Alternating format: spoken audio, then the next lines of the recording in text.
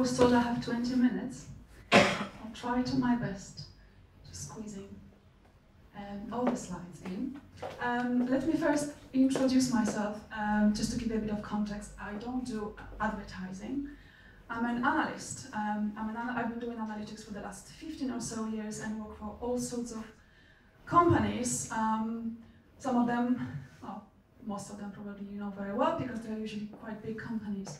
I also run my own consultancy. I work with a small team of data scientists, analysts, and digital marketers where we provide on-demand analytics and digital marketing services to clients. Now, the things I'm going to be talking to you about today, it's really mostly about search data.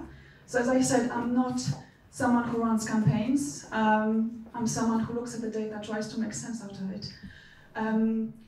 And many companies that I worked for, in fact, most of them, if not every single one of them, to be honest, when I go in there as an analyst and I'm trying to understand their traffic, we often see search being the biggest part of the web traffic going to the website. It's often the case. Now, the level of insights or the level of granularity that companies usually tend to use is very limited. I found it to be really, really limited. For two reasons. Companies tend to look at PPC and SEO as if they are two completely different things, which, as you probably all know, they are not really very different things. It's all search. And also because Google makes it very difficult to understand where your SEO traffic is coming from.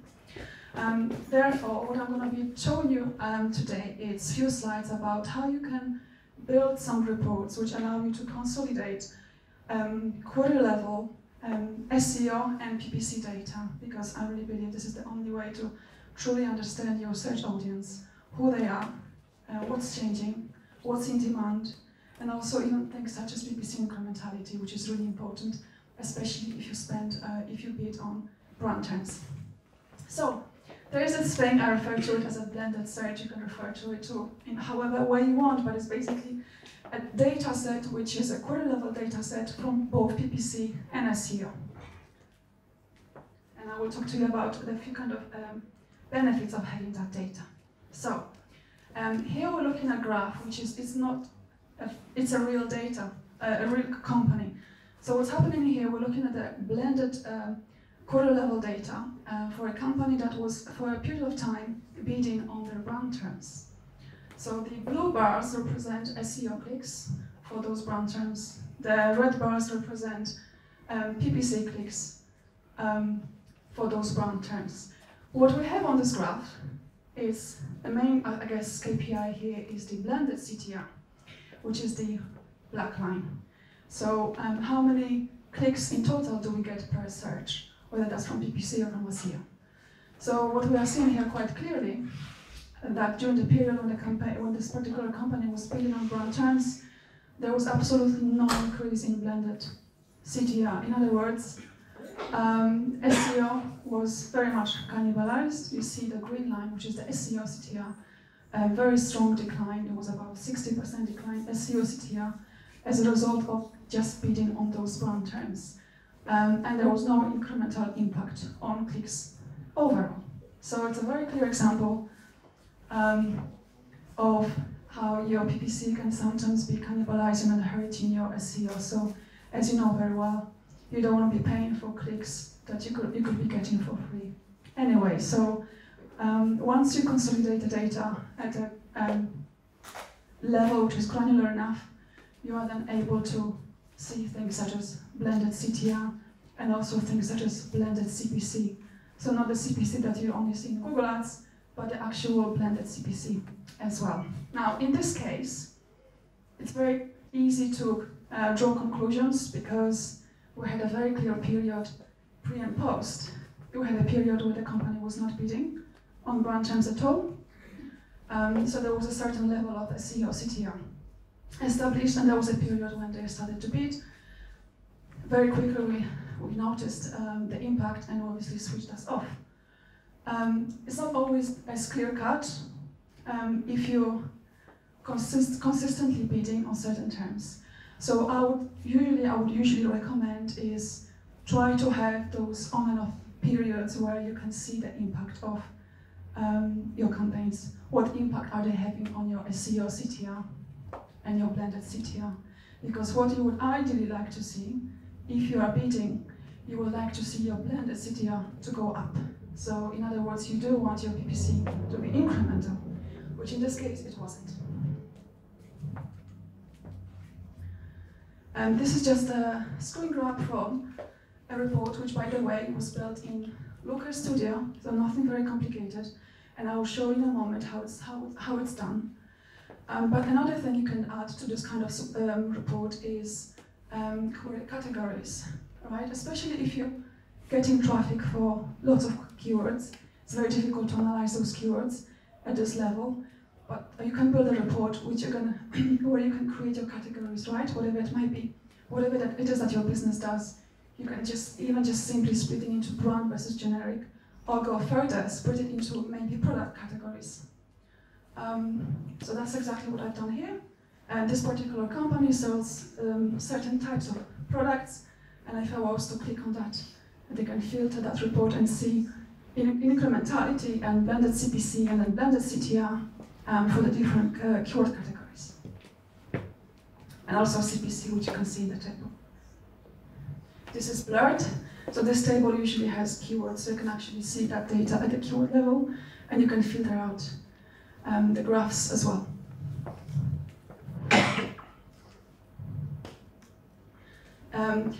Another thing you can do once you have this data blended, you can very quickly do keyword gap analysis, 2 ways.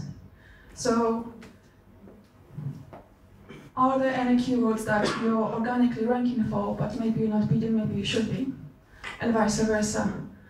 Are you bidding on terms that maybe SEO is not ranking for, but maybe you should do some work to start ranking for those terms as well? So in this report, again, it's very easy because it's pulling data directly from the platforms, namely from Search Console and from Google Ads. And you can very quickly see a list of keywords, or the gap, basically, that are missing in SEO or missing in PPC, and then you can obviously take decisions about whether you want to take actions or not. Here is just a visualization. I hate analyzing Search Console data in the form that it is, so I like to take this data out, enhance that data, add years, add months, group the keywords, do all sorts of things, and even do things such as this. It's just much easier to analyze this data once it's extracted and blended, especially with PPC.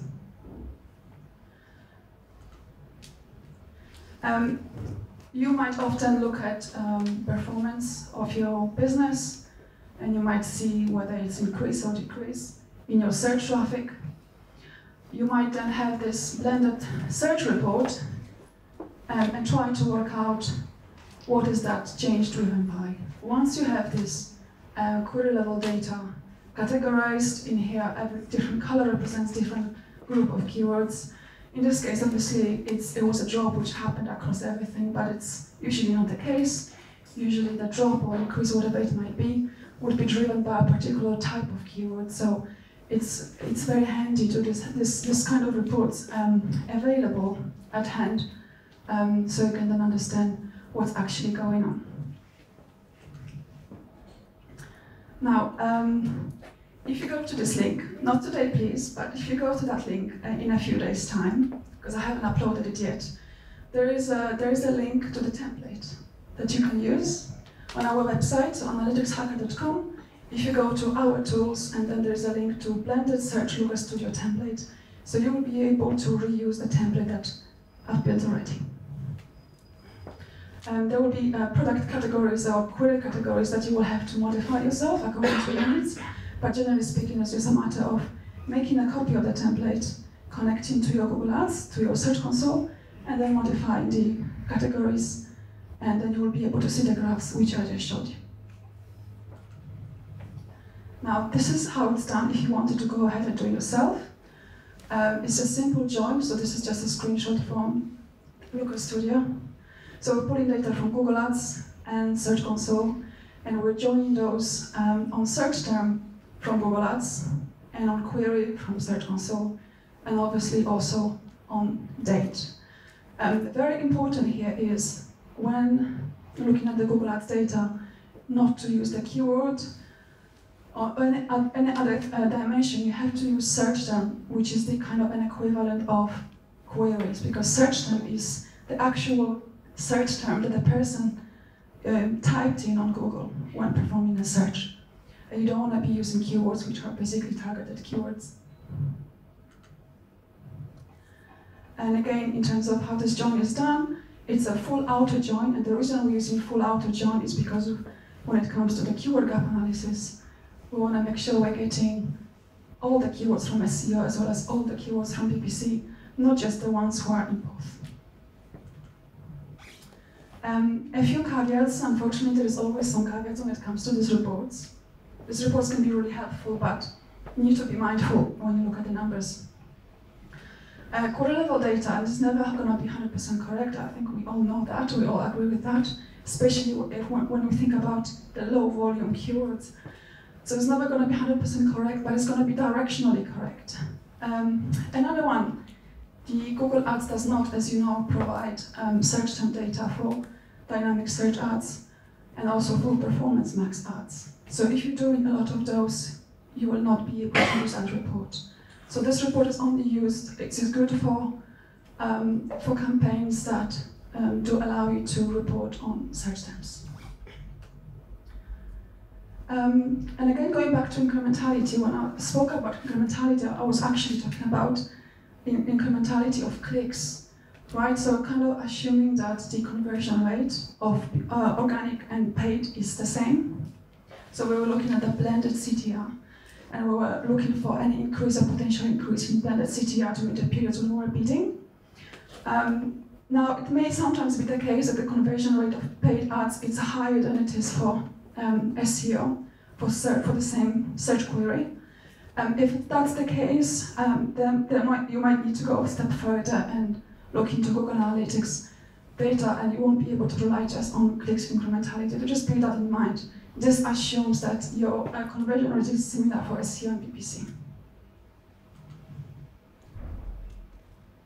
And again, I think that's kind of clear, but generally speaking, if you do want to avoid PPC cannibalizing your SEO, there's three main factors that will impact the incrementality of PPC. Obviously, it's going to be your organic ranking. If you're ranking on position 11 or 12 or 15 or something on Google, obviously if you're bidding, that's going to be 100% incremental, because hardly ever anyone clicks to page 2.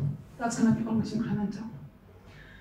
But even if you're on page 1 of Google, even if you're high up, but there is a lot of competition bidding, that will also play a role in how incremental your PPC is. So it's not just about the ranking, it's also about how many competitors is bidding. And as I just mentioned also, the conversion rate also is a factor. If your PPC is much better at converting than your SEO is, then you have to take that into account as well.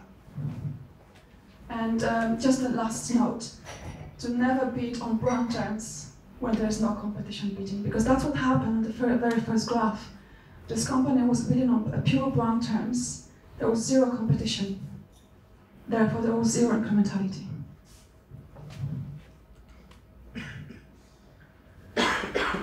Another small tip for those who are not aware, because I find that many people are not even aware. If you want to understand your SEO conversions, because so far we were talking about clicks, so traffic, search traffic. But if you want to understand your SEO conversions, most people I see in companies, they go to Google Analytics, usually they go to the acquisition report, and there they see a line organic search, and that's where they stop. They don't tend to break it down. The least you should do is to break down your SEO conversions by landing page. That's the absolute minimum you should be doing.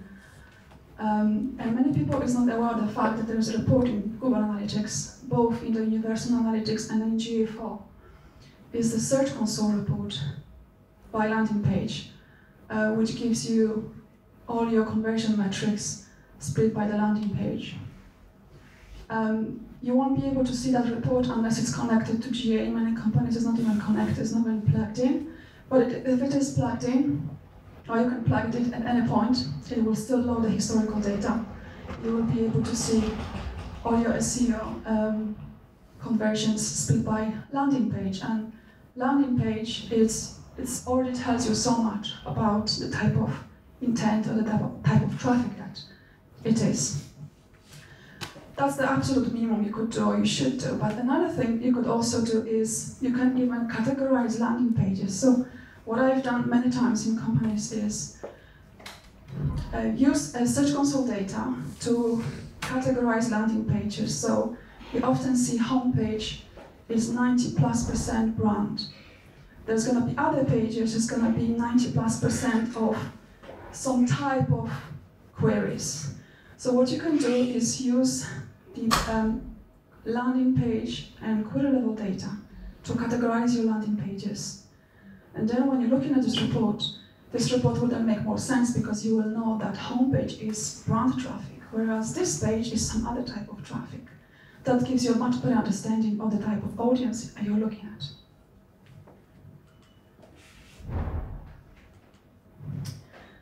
Now, change of topic.